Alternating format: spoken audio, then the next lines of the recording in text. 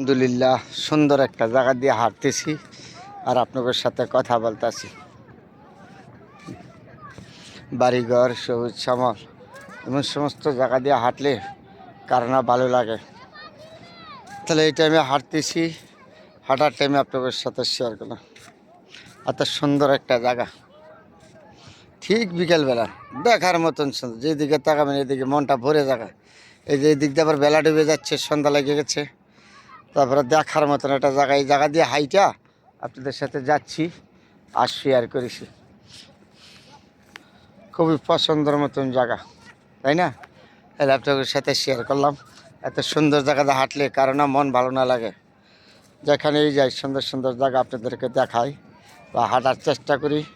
এত সুন্দর সবুজ শ্যামল আমার সোনার বাংলাদেশ, তার গুণ গান গায়ে বলে শেষ করা যাবে না।